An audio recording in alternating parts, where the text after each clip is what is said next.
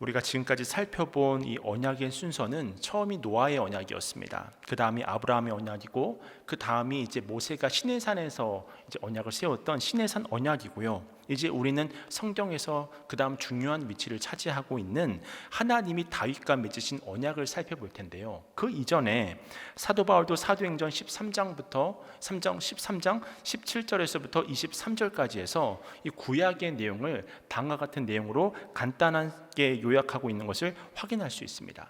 그러니까 아브라함으로부터 시작해서 출애굽, 광야, 그 다음에 가나안 땅, 사사, 왕조 다윗, 예수 그리스도로 이어지는 계보를 언급하고 있다고 하는 것입니다. 우리가 이것만 놓고 보더라도 다윗이 이스라엘 왕들의 긴 계보의 역사에서 얼마나 다윗이 중요한 인물인지를 우리가 확인할 수 있다고 하는 거예요. 한번 그 관련 구절은 집에서 한번 찾아보시기를 바라고요. 그렇다면 하나님이 선택하신 다윗이라는 사람은 어떤 사람이었을까? 앞서 언급드린 사도행전 13장에서는 다윗에 대해 다음과 같이 묘사하고 있는 것을 확인할 수 있는데요.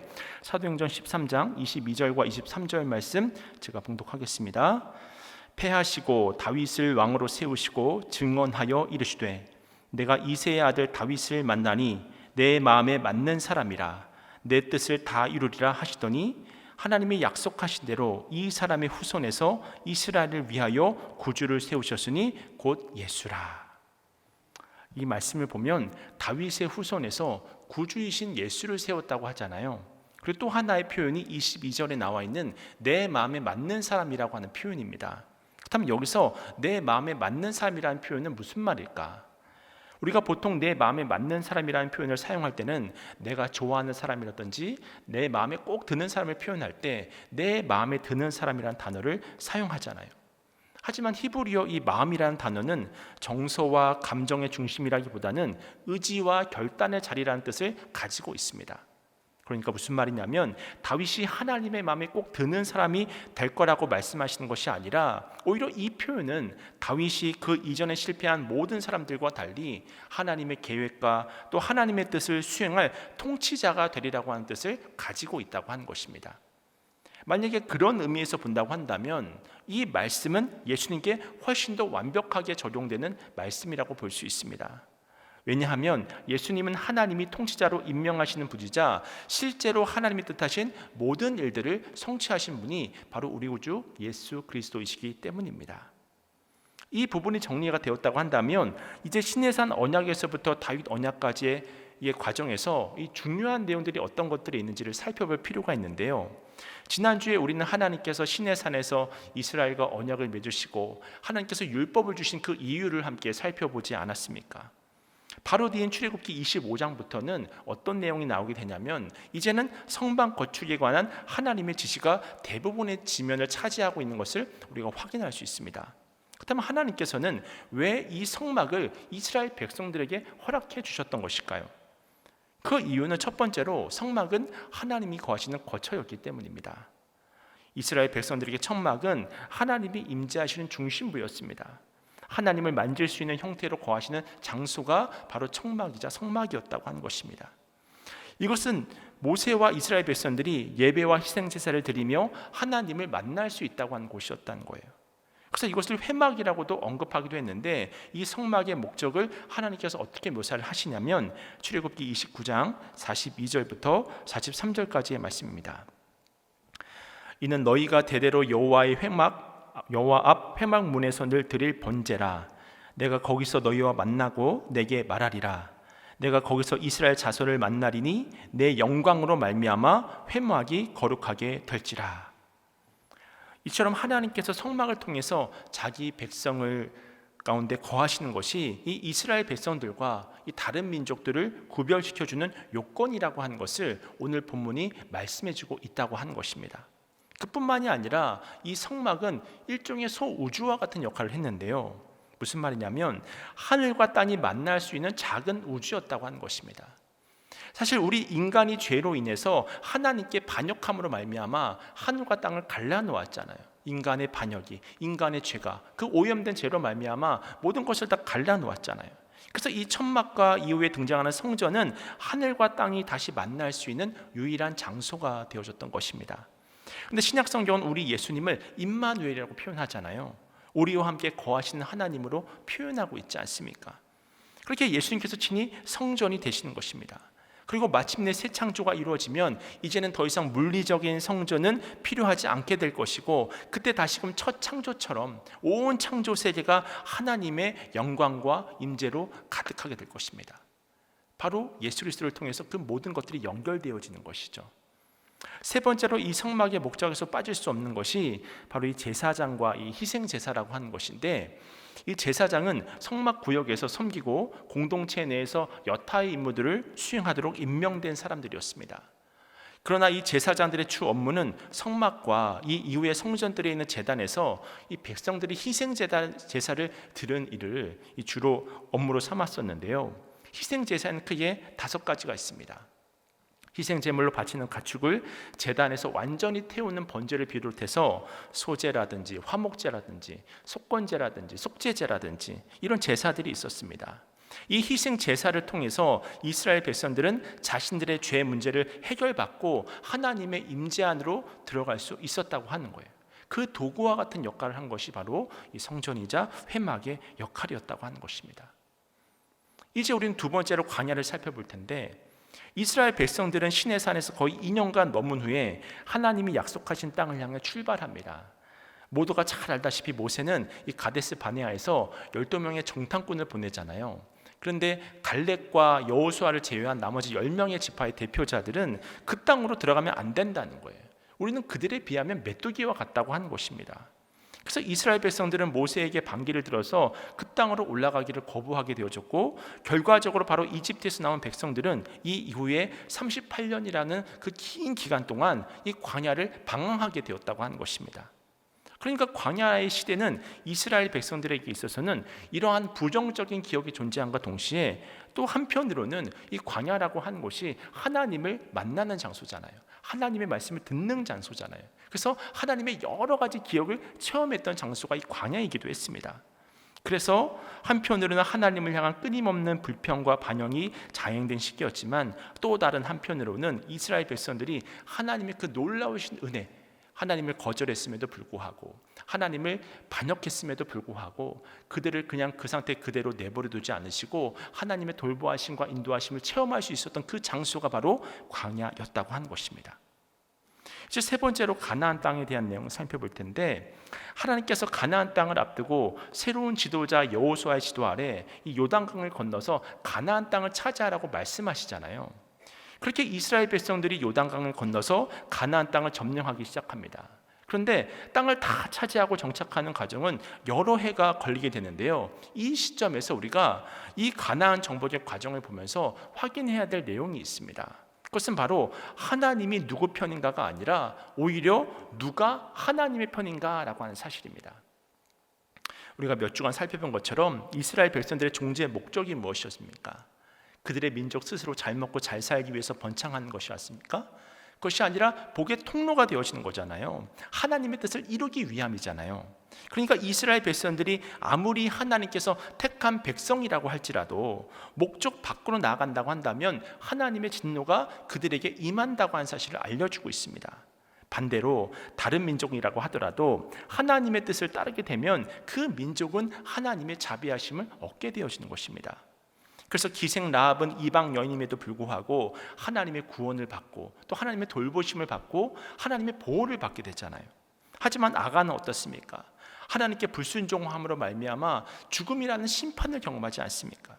이 이야기를 통해 우리는 구원이라고 하는 것이 이스라엘에게만 한정된 것이 아니라 하나님의 뜻에 순종하는 모든 믿음의 자녀들에게 임하는 것이라고 하는 것을 확인하게 되는 거예요. 그런 의미에서 이 가나안 땅이라고 하는 것은 하나님이 누구 편인가가 아니라 오히려 누가 하나님의 편인가를 묻고 있다고 하는 것입니다. 이 중에 네 번째로 우리가 점검해야 될 부분은 사사인데, 그렇다면 사사는 어떤 사람들일까? 이들은 하나님의 특별한 대행자들이었습니다. 이 사사 중에 대표적인 인물이 아마도 이 사무엘이 아닐까 생각이 되어지는데요. 사무엘은 법적 의미에서 사사의 역할을 수행했고 또한 강력한 군사 지도자이기도 했습니다. 하지만 아이러니하게도 사무엘의 탁월한 지도력이 이스라엘 백성들로 하여금 왕을 요구하게 하는 그런 원인이 되어버리기도 했는데요. 그 당시 이 블레셋이라는 나라는 이스라엘 자손들이 맞닥뜨려 했던 최악의 적이었습니다. 그들은 이미 철기 기술을 사용했습니다. 뛰어난 무기를 가지고 있었고 병거를 가지고 있었고 군대를 가지고 있었습니다. 그래서 이스라엘 백성들은 블레셋과 전투를 하게 되어지면 번번이 지기도 했고 때로는 언약궤까지도 빼앗기기도 했다는 거예요. 이렇게 블레셋으로부터 심한 굴욕감을 느끼다 보니까 이스라엘 백성들은 이 지파들을 통합하는 강력한 왕을 찾게 되었습니다. 우리도 다른 나라들처럼 다른 주변의 강대국들처럼 왕을 좀 갖게 해달라고 하는 거예요. 그렇게 사무엘에게 찾아와 왕을 임명해 달라고 요구했던 것입니다. 근데 두 가지 이유 때문에 하나님은 그 요구를 기뻐하지 않으셨습니다. 그 두 가지 이유가 무엇일까요? 그것은 바로 이스라엘 백성들이 왕을 통해 주변 나라와 같이 되고자 함을 아셨기 때문이었습니다. 근데 이것을 왜 싫어하셨을까요? 사실 하나님께서 이스라엘 백성들을 선택하신 목적이 무엇이겠습니까? 우리가 지난주에도 살펴보았지만 이들을 출애굽시킨 다음에 율법을 주신 목적이 무엇이었습니까? 이스라엘 백성들이 구별된 민족이 되기를 원하셨잖아요. 하나님은 종교적인 것뿐만이 아니라 사회적인 면, 정치적인 면, 경제적인 측면 등 모든 면에서 정확히 주변 나라들과 이스라엘을 구별하기를 원하셨습니다. 그런데 이 이스라엘 백성들은 다른 나라처럼 되고 싶었다고 하는 것, 이것을 하나님께서 싫어하셨다고 하는 거예요. 두 번째로 하나님이 기뻐하시지 않았던 이유는 이들이 왕을 요구한다고 하는 것은 곧 하나님의 왕권을 거부하는 것이잖아요. 그래서 하나님이 사무엘에게 이렇게 말씀하시는데요, 사무엘상 8장 7절 말씀입니다. 여호와께서 사무엘에게 이르시되 백성이 내게 한 말을 다 들으라. 이는 그들이 너를 버림이 아니요 나를 버려 자기들의 왕이 되지 못하게 함이니라. 하지만 그럼에도 불구하고 하나님은 이스라엘 백성들이 요구하는 대로 왕을 허용해 주십니다. 그 결과 이제 이 이스라엘 백성들은 그 인간왕의 통치 아래서 과세 제도를 경험하게 되고 노동력의 착취를 경험하게 되고 토지를 몰수당하게 되고 또 징병제를 경험하게 되고요. 이전에 지파들 체제에서는 겪지 않았던 일들을 이제는 막 겪게 되어지게 되는 거예요. 고통을 겪게 된 거죠. 그리고 결과적으로 구약 성경의 나머지 부분에 보여주듯이 거의 모든 이스라엘의 왕들이 도덕적으로 실패하고 영적으로 실패하고 또 정치적으로 실패해서 파국으로 점철되어지는 그 나라의 운명을 함께 지켜볼 수밖에 없었다고 하는 것입니다. 이것이 바로 불순종의 결과였다고 하는 거죠. 하지만 하나님은 이 모든 것을 다 알고 계셨음에도 불구하고 일단 그들의 요구를 받아들여 주시고 응답해 주시고 허용해 주시거든요. 그리고는 모든 것을 합력해서 선을 만들어 주시는 거예요. 그래서 결과적으로 이 왕정 제도를 이 만왕의 왕으로 오시는 예수 그리스도의 그림자로 사용해 주셨다고 하는 것입니다. 결국 다윗왕이라고 하는 것은 이 예수 그리스도를 이어서 나타내 보여주고 있는 것이잖아요. 그래서 우리가 왕정 제도를 보면서 이 사실을 기억하는 것이 중요하다고 하는 거예요. 그 다음 성경에서 가장 비극적인 인물 가운데 한 사람이 이스라엘의 초대왕 사울입니다. 그는 누구보다도 가진 것이 많은 사람이었습니다. 외모도 뛰어났고요, 전투력도 뛰어났고요, 가진 것이 많은 사람이었습니다. 하지만 다윗에 대한 질투가 살해 시도로까지 이어졌고 교만함을 통한 영적 고동으로 아주 비참한 최후를 맞이한 것이 사울의 마지막이잖아요. 이제 뒤를 이어서 다윗이 왕이 되는데 다윗은 직접 예루살렘의 왕궁을 건축하고 그것을 이스라엘 모든 지파의 중심으로 삼게 됩니다. 그리고 블레셋 사람들을 물리쳐서 백성들을 적으로부터 해방시키기도 했습니다. 하지만 다윗 또한 이렇게 위대한 일들을 많이 했지만 우리가 잘 아는 대로 밧세바를 범하는 간음을 저질렀고요, 또 살인죄를 저지르기도 했고요. 결국 이것이 죄의 결과로 나타나 다윗 가문에게는 독이 되었다고 하는 거예요. 그리고 이어서 등장하는 솔로몬은 부와 지혜로 아주 국제적인 명성을 얻었습니다. 태평성대를 이루었습니다. 예루살렘이 이 문화와 외교의 중심지로 바뀌기도 했고요, 무엇보다도 아버지 다윗이 계획한 성전을 건축하기도 했는데요. 근데 이렇게 양이 있으면 또 음이 있습니다. 그런데 솔로몬의 통치의 부정적인 측면을 보자면 특별히 북쪽 지파들에게 세금과 또 강제 노역을 부과하게 되어지고, 그러므로 말미암아 빈부의 격차라고 하는 것은 계속 악화가 되면서 많은 불만과 원한을 초래하게 되었다고 하는 거예요. 거기에다가 본인이 하나님께 성전을 지어드린 장본인임에도 불구하고 다수의 그 이방 여인들과 결혼을 했습니다. 정치적인 목적 때문에 동맹을 맺고, 그로 인해서 그 이방 여인들이 들어오면서 그 이방 여인들만 들어온 것이 아니라 다양한 이방 신들까지도 함께 들어오게 되어진 거예요. 그럼으로써 이스라엘 백성들의 신앙의 순수성을 위태롭게 만들었습니다. 그러므로 최악의 결과를 만들었는데 이것이 바로 남과 북이 분열되는 결과를 만들어냈다고 하는 거예요. 그래서 이 시기 가장 중요한 사건이 바로 이 다윗 언약인데 우리가 오늘 살펴볼 내용이죠. 하나님께서 다윗 언약을 맺으신 것입니다. 그렇다면 그 내용이 무엇이냐면 사무엘하 7장 11절부터 16절까지의 말씀인데요. 화면으로 준비했는데 우리 이 말씀을 함께 천천히 함께 읽어보도록 하겠습니다. 시작. 전에 내가 사사에게 명령하여 내 백성 이스라엘을 다스리던 때와 같지 아니하게 하고 너를 모든 원수에게서 벗어나 편히 쉬게 하리라. 여호와가 또 내게 이르노니 여호와가 너를 위하여 집을 짓고 내 수완이 차서 내 조상들과 함께 누울 때에 내가 내 몸에서 날 내 씨를 내 뒤에 세워 그의 나라를 견고하게 하리라. 그는 내 이름을 위하여 집을 건축할 것이요 나는 그의 나라 왕위를 영원히 견고하게 하리라. 나는 그에게 아버지가 되고 그는 내게 아들이 되리니 그가 만일 죄를 범하면 내가 사람의 매와 인생의 채찍으로 징계하려니와 내가 내 앞에서 물러나게 한 사울에게서 내 은총을 빼앗은 것처럼 그에게서 빼앗지는 아니하리라. 내 집과 내 나라가 내 앞에서 영원히 보존되고 내 왕위가 영원히 견고하리라 하셨다 하라. 아멘. 내 집과 내 나라가 내 앞에서 영원히 보존되고 내 왕위가 영원히 견고하리라 하셨다 하라. 이 말씀에는 크게 네 가지 특징이 있는 것을 우리가 확인할 수 있는데요. 첫 번째로는 앞으로 계속 이 다윗의 자손 중에서 이스라엘의 왕이 나올 것이라고 하는 것입니다. 그리고는 궁극적인 왕이 누구라고요? 예수 그리스도가 되시는 것이죠. 그리고 두 번째는 이스라엘의 왕이 될 다윗의 아들들은 하나님의 아들들로 여겨질 것이라고 약속하고 있습니다. 그러니까 이것은 하나님이 그들과 아버지와 아들과의 관계를 맺을 것이다 라고 하는 것을 알려주고 있고요. 세 번째로 아버지와 아들의 관계는 사랑과 복종이라는 상호 책무는 물론 이스라엘과의 언약과 마찬가지로 형벌의 위협, 잘못하면 징계를 받는 것까지도 포함하고 있다고 하는 것을 확인할 수 있고, 마지막 네 번째 특징은 다윗의 집과 왕국이 영원할 것이라고 하는 것입니다.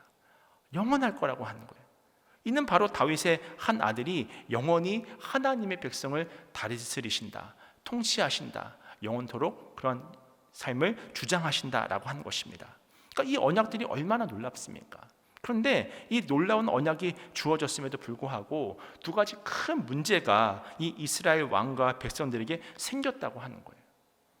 첫 번째는 무사 안일주의의 문제였습니다. 백성들은 다윗의 계보에 대한 하나님의 약속을 아주 철두철미하게 믿고 있었거든요. 영원히 망하지 않을 거래. 반드시 망하지 않을 거야. 그러니까 아무리 외적의 침입이 들어온다고 할지라도, 우리 스스로 타락했다고 할지라도 이 성전이 있는 예루살렘은 절대로 망하지 않을 것이라고 하는 그런 착각을 했었다고 하는 것입니다. 그래서 수많은 예언자들이 이들에 대해서 경고를 하잖아요. 하나님께 돌아와야 한다. 예배를 바로 세워야 한다. 근데 이들은 무사 안일주의에 빠져서 이제 그런 것들을 다 무시했었던 것입니다. 이것이 바로 잘못된 어떤 결과로 나타나게 되었고, 두 번째 문제는 실패의 문제였는데, 솔로몬 왕으로 시작되는 다윗의 계보는 히스기야와 요시야를 제외한 거의 모든 왕이 하나님께 순종하는 데는 실패했습니다. 그러다가 다윗의 계보의 마지막 왕인 시드기야는 끔찍하게 목숨을 잃기까지 했습니다. 그리고 바벨론 왕 느부갓네살에 의해 예루살렘은 멸망을 당하지요. 또 백성들은 포로로 끌려가게 되었다고 하는 거예요. 아쉽게도 눈에 보이는 가시적인 다윗 왕국은 무너져 버렸다고 하는 것입니다. 그렇다면 하나님이 다윗에게 하신 약속은 결국 이루어지지 못한 것일까요? 다 아시다시피 그렇지 않다고 하는 것입니다. 하나님은 결코 이 약속을 잊지 않으셨다고 하는 것입니다. 그렇다면 이 약속이 어떻게 성취가 됩니까? 그것은 바로 마태복음이 소개하는 대로 아브라함과 다윗의 자손 예수 그리스도의 계보라고 하는 것을 통해서 성취가 된다고 하는 거예요. 결국 다윗의 언약이 예수님을 통해서 성취된다고 하는 것을 확인할 수 있다고 하는 것입니다. 이런 인간의 연약함이, 이런 인간의 나약함이 끊임없이 자신을 높이려고 하고 하나님을 외면하는 이런 인간의 교만함이 결단코 하나님의 약속을 폐할 수는 없다고 하는 거예요. 그리고 하나님께서는 그 연약한 백성들을 친히 붙잡으시고 영원한 복의 길로 인도해 가신다고 하는 것입니다. 이것이 바로 복음이라고 하는 거죠. 그 다음 우리가 살펴볼 것은 예언서인데, 이 구약시대 내내 하나님의 보내심을 받은 수많은 예언자가 있었습니다. 근데 상당수는 자신의 이름을 딴 책이 없었어요. 그러나 구약 성경 안에는 예언자들의 메시지를 모아서 특정한 이름을 붙인 책이 있었는데 그것을 대예언서, 소예언서로 나눠 볼 수 있습니다. 이것을 히브리 성경에 따른 구분을 제가 강의 안에 첨부를 해드렸는데, 여기서 이 소라고 하는 말은 보조적이거나 덜 중요하다고 하는 의미가 아니라 책의 분량이 짧다라고 하는 말입니다. 마찬가지로 대예언서라고 하는 것은 말 그대로 소예언서에 비해서 분량이 많다고 하는 것이죠. 중요도의 차이는 아닙니다. 그렇다면 예언자들의 직무는 무엇일까? 우리가 예언을 한자로 풀어보면 미리 예자를 쓰는 것이 아니라 이 맡길 예자를 사용하거든요. 무슨 말이냐면 예언자들이 하는 역할이 무엇이냐, 미래를 전망하는 것이냐, 그것이 아니었다고 하는 거예요. 미래를 예측하거나 전망하는 사람들이 아니라 하나님의 말씀을 맡은 자로서 자기 시대의 사람들에게 하나님이 전하시고자 하시는 그 메시지를 가감없이 전하는 사람이 바로 예언자였다고 하는 거예요. 그렇다고 해서 이들이 미래를 전혀 이야기하지 않았던 것은 아닙니다. 다만 그들이 미래를 말하는 이유는 대개 백성들로 하여금 바로 그 순간에 이 미래를 이야기함을 통하여서 이스라엘의 어떤 경고를 주기 위해서 미래를 이야기함을 통해서 회개의 자리로 이끌도록 했다고 하는 것입니다. 그래서 가령 죄의 결과를 알려주고 회개하도록 할 때 하나님을 믿고 순종하도록 미래를 말할 때가 있었다고 하는 거예요. 이처럼 예언자들은 미래를 예측하는 사람들이 아니라 메시지를 선포하는 사람들이었다고 하는 것입니다. 그렇게 우리는 그 예언자들이 사용하는 표현을 잘 이해할 필요가 있는데요, 예언자들은 보통 이 철저하게 설득 전략을 사용해야 했습니다. 예언자들이 누구입니까? 하나님의 백성들이 지금 당장 자신의 삶을 바꾸지 않으면 진짜 위험한 상황에 닥칠 것을 알았던 사람들이잖아요. 이들은 자신들의 말을 믿고 그에 따라 행동하도록 사람들을 설득해야 하는 그런 상황 가운데 놓여 있던 사람들이었습니다. 그렇기 때문에 그 예언자의 표현은 때로는 과장되어져 보기도 하고, 때로는 사람들과 충돌을 일으키기도 하고요, 때로는 논쟁적으로 느껴지기까지 했습니다. 사람들이 자신들의 말에 귀를 기울이도록 할 수 있는 말이라면 이 무엇이든지 해야 했기 때문입니다. 하지만 우리가 잘 알고 있듯이 이스라엘 백성들 대부분은 예언자들의 말을 무시하고 자기 교만에 빠져서 자기 생각대로 해서 멸망의 길을 선택했다고 하는 거예요. 그래서 예언서들을 잘 살펴보게 되면 시적인 부분들을 잘 발견할 수 있는데요, 시의 이 장르적인 특성상 이 비유적인 표현이라든지 은유라든지 상징들을 사용해서 이 상문 형식보다 훨씬 더 강력한 메시지를 전달할 수 있었다고 하는 것입니다. 그뿐만이 아니라 메시지를 잘 전달하기 위해서 예언자들은 그림 언어를 사용하기도 했고요, 때에 따라 행동으로 자신의 예언을 표현하기도 했습니다. 그래서 예레미야 19장을 보면 예레미야가 하나님의 말씀대로 커다란 옹기를 사서 정치 지도자들 앞에서 그 옹기를 산산조각 내버리거든요. 또한 예레미야 32장을 보게 되어지면 예레미야가 하나님의 말씀대로 아나돗에 밭을 사게 됩니다. 그 행위를 통해서 하나님의 약속을 향한 강한 신뢰를 입증하기도 했다는 거예요. 이렇게 예언서 곳곳에는 행동으로 메시지를 표현하는 경우도 많았다고 하는 것입니다. 그렇다면 솔로몬 시대로부터 포로기에 이르기까지 그 숱한 예언자들의 자취가 담긴 이 거대한 성경의 역사는 우리에게 어떤 메시지를 전해주고자 했던 것일까요? 이것을 정리해 보자면 크게 좀 세 가지로 이 메시지들을 정리해 볼 수가 있는데요, 먼저 이들이 전해주는 첫 번째 메시지는 이스라엘의 야훼 하나님이 이 주권자가 되셔서 세계의 그 모든 역사를 다스리시고 통치하신다고 하는 사실입니다. 예언자들은 하나님이 이스라엘과 유대라는 아주 작은 나라에 한정되신 분이 아니라 시공간을 초월한 모든 시대, 모든 민족의 하나님이라는 사실을 주장했다고 하는 거예요. 이사야는 그의 시대에 가장 무시무시했던 강대국 아시리아를 하나님의 손에 들린 지팡이로 묘사를 했습니다. 목적을 위해 사용된 후에는 버려질 지팡이밖에 안 되는 존재가 바로 이 아시리아다라고 이야기를 했던 것이고요, 예레미야도 바벨론에 대해서 이와 똑같은 말을 했습니다. 모든 것은 다 도구일 뿐이고 만왕의 왕은 하나님뿐이다. 하나님만이 역사의 주관자가 되신다. 이처럼 하나님은 언제나 그러셨듯이 여전히 그 모든 것을 주관하고 계시는 만왕의 왕인 줄로 깨달으시길 축원합니다. 두 번째로 이들이 전한 메시지는 하나님의 정의를 요구하시면서 동시에 정치는 하나님께서 중요하다는 사실 또한 알려주고 있는데요, 무슨 말이냐면 이 출애굽 사건에서 정의를 위해서 행동하신 하나님은 여전히 자신의 백성들 가운데 정의가 유지되도록 전념하고 계시다고 하는 거예요. 방관하시는 하나님이 아니라 모든 것을 지켜보고 계신다고 하는 것입니다.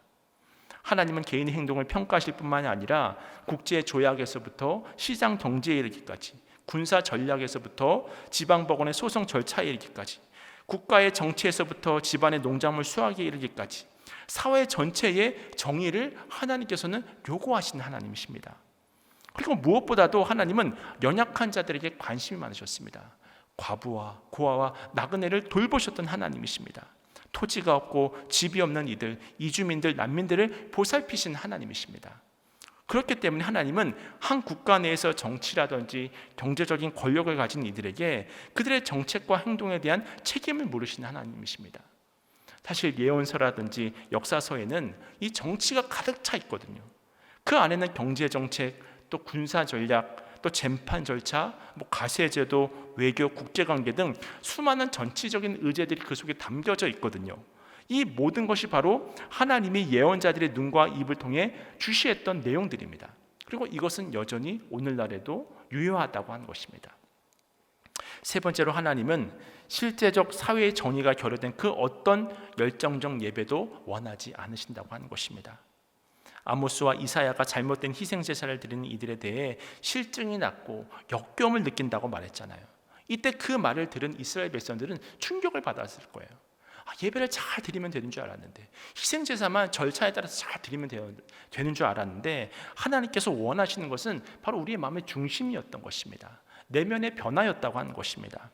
사실 여러분, 우리 인생의 구주가 누구십니까? 예수님이시잖아요. 예수님을 몰랐을 땐 누가 내 인생의 주인이었습니까? 나였잖아요. 근데 나에서 예수님으로 주인이 바뀌었다고 한다면 삶의 변화는 당연히 나타날 수밖에 없다고 하는 거예요. 근데 삶의 변화는 나타나지 않은 상태에서 희생제사를 거룩하게 드린다라고 한다면 그 마음의 중심에는 자기를 드러나고자 하는 욕심이 있다고 하는 것입니다. 이것을 어떻게 하나님께서 받으실 수 있겠습니까? 그러니까 온전한 변화를 통한 예배를 하나님께서는 원하신다라고 하는 사실을 바로 예언자들이 선포했었다고 하는 거예요. 그런 의미에서 그 당시 예언자들이 이스라엘 백성들에게 상기시키고 강화하고 설명하고 적용하려고 했던 하나님과 이스라엘 사이의 세 가지 중요한 내용이 있는데요. 그 내용은 다음과 같습니다. 첫 번째는 역사입니다. 하나님은 이스라엘을 이집트의 노예 상태에서 건져냄으로써 그들을 구속하기 위해 행동하신 분이십니다. 그뿐만이 아니라 광야에서도 그들이 반역해서 광야 생활을 자초했음에도 불구하고 그들을 지키셨고, 또 약속하신 대로 약속의 땅으로 인도해 내시기도 하셨잖아요. 결국 이 사랑과 은혜의 역사가 예언자들이 전했던 이 메시지의 토대였다고 하는 거예요. 그 역사가 그것을 증명하는 거죠. 하나님의 사랑을.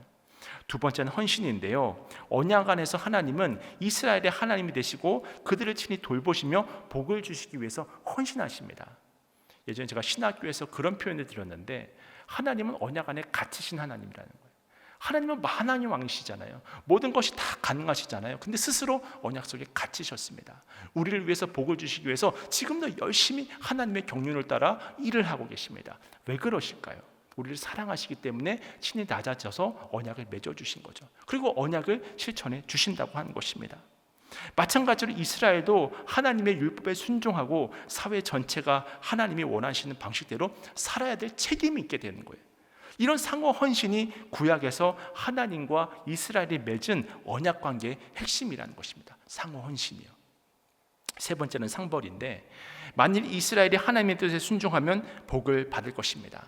하지만 불순종하면 분명 이스라엘은 선택받은 민족이지만 복이 끊어지고 저주가 임한다고 하는 거예요. 이처럼 예언자들은 이스라엘 백성들에게 하나님의 위협과 약속을 계속 상기시키는 것입니다. 하지만 여기서 중요한 것은 무엇이냐면, 이 상벌에서 중요한 것은 무엇이냐면, 예언자들이 이 재앙 너머를 이미 보고 있었다고 하는 거예요.